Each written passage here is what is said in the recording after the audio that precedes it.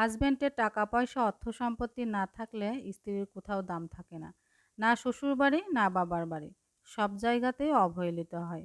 আসসালামু আলাইকুম। কেমন আছেন সবাই? আশা করছি যে যেখানে আছেন সবাই ভালো আছেন এবং সুস্থ আছেন।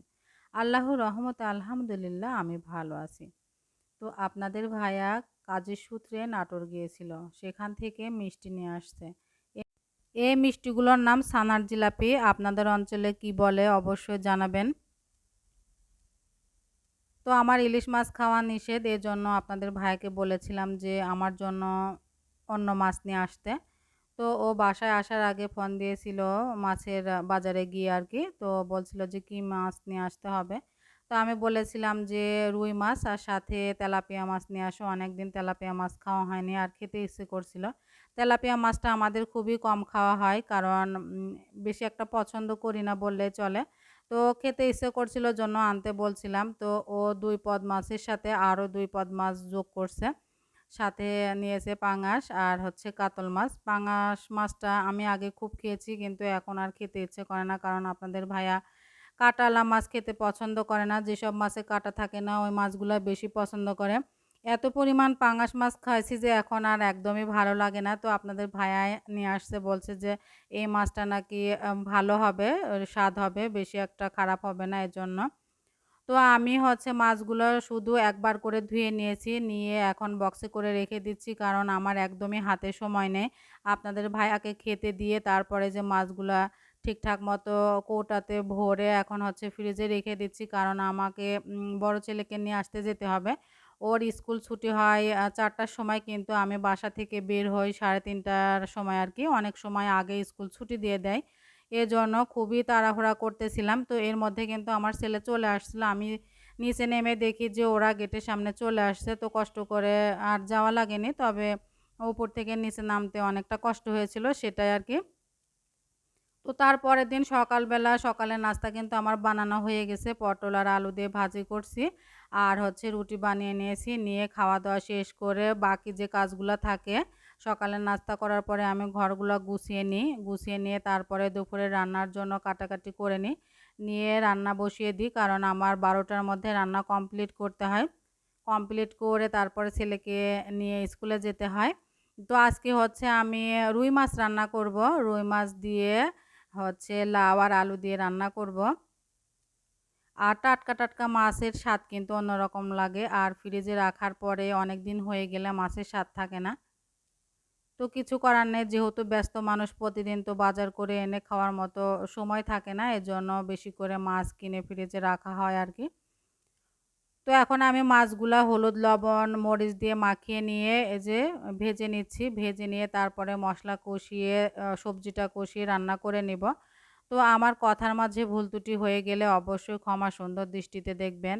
আর যেসব আপু ভাইয়ারা আমার ভিডিওটি পেজ থেকে দেখতেছেন তারা অবশ্যই পেজটি ফলো করে রাখবেন। আর যারা ইউটিউব থেকে দেখতেছেন তারা আমার ইউটিউব চ্যানেলটি সাবস্ক্রাইব করে রাখবেন। তো আগের ভিডিওতে আপনাদের কে বলছিলাম যে আপনাদের ভাইয়া হচ্ছে কুষ্টিয়াতে গিয়েছিল। তো ও কুষ্টিয়াতে গিয়ে তারপরে আসার পথে অটোতে করে আর কি স্টেশনে আসতেছিল। সেখানে অটোর মধ্যে একটা মানিব্যাগ পাই, একদমই আর কি ছেঁড়া, ছেঁড়া মানিব্যাগ। তো মানিব্যাগের মধ্যে ৳২২১০ মতো ছিল, আর একটা কারেন্ট বিলের কাগজ ছিল। তো ও মানিব্যাগ খুলেও দেখেনি যে ওর মধ্যে কি আছে না আছে। ও নিয়ে আসছে বাসায়। নিয়ে আসার পরে বলছে যে, "আমি এরকম আল্লাহর দরগাতে অটোতে উঠছিলাম। সেখানে হচ্ছে একটা মানিব্যাগ পাইছি। তো নিয়ে আসছি।" তো আমি একটু রাগই করতেছিলাম যে, পড়ে থাকা জিনিস কেন তুমি উঠাতে গেছো? ওর মধ্যে কি আছে না আছে সেটা তোমার দেখাও উচিত হয়নি, কি তোমার সে মানিব্যাগটা নেওয়া উচিত হয়নি। তো ও বলতেছিল যে, "আমি না নিয়ে যদি অন্য কেউ নিত তাহলে হয়তোবা সে জিনিসটা আ যার জিনিস তাকে কখনো খোঁজও করতো না, তাকে দেওয়ার কথাও চিন্তা করতো না।" তো আমি বলতেছিলাম যে, "তুমি তাহলে কিভাবে দিবা?" কারণ মানিব্যাগের মধ্যে কোনো রকম আইডি কার্ড কোনো কিছুই ছিল না, কোনো ডকুমেন্টই ছিল না যে কোনো মাধ্যম দিয়ে আরকি দেওয়ার হচ্ছে সোর্স থাকবে। তো পরে আমি খুবই রাগ করতেছিলাম যে, "এটা আসলে তোমার ঠিক হয়নি।" তো ও বলতেছিল যে, "দাঁড়াও দেখি কি করা যায়।" পরে ও দুপুরবেলা খাওয়া-দাওয়া শেষ করে চলে গিয়েছিল মিলে। তো রাত্রেবেলা আসার পরে আমি বললাম যে, "মানিব্যাগের কোনো একটা ব্যবস্থা করো।" কারণ যার জিনিস সে হয়তোবা হন্য হয়ে খুঁজতেছে, তার হয়তোবা খুবই প্রয়োজনীয় এই টাকা পয়সাগুলা। তো পরেও বলতেছে দাঁড়াও কারেন্ট বিলের কাগজ দিয়ে কোনো একটা কিছু করা যায় কিনা। তো পরে কারেন্ট বিলের কাগজ থেকে যে একটা নাম্বার থাকে ওখানকার, সেখানে ফোন দিয়েছিল, বলছিল যে হচ্ছে ভাই কোনোভাবে যদি ব্যবস্থা করে দিতেন তাহলে অসহায় এই মানুষটার টাকাটা তাকে পৌঁছায় দিতাম। পরে উনি বলছিল যে ভাই কালকে অফিস টাইমে আমি খোঁজ খবর নিয়ে তারপরে আপনাকে জানাবো। পরে ওনারা দায়িত্ব সহকারে খোঁজ খবর নিয়ে ওই লোকের বাসায় গিয়ে ওই লোকের কাছ থেকে আর কি সব কিছু জেনে তারপরে হচ্ছে ওনাকে নাম্বার দিয়েছিল। পরে ওই লোক ফোন করছিল আপনাদের ভাইয়াকে। ফোন করে এসে হচ্ছে টাকাটা তার হাতে পৌঁছায় দিয়েছি। তো দুপুরবেলা এসেছিল উপস্থিত মতো আর কি যতটুকু পারছি ওনাকে আপ্যায়ন করার চেষ্টা করছি। তো কাউকে সাহায্য করতে পেরে আমি আর আপনাদের ভাইয়া খুবই মানে খুশি হয়েছি যে একটা অসহায় মানুষের মুখে হাসি ফুটিয়েছি। উনি তো খুবই খুশি হয়েছিল, বলছিল যে এটা পাবো কখনো আশাই করি নাই। তো আমি হচ্ছে ঘরের খাটগুলা চেঞ্জ করলাম।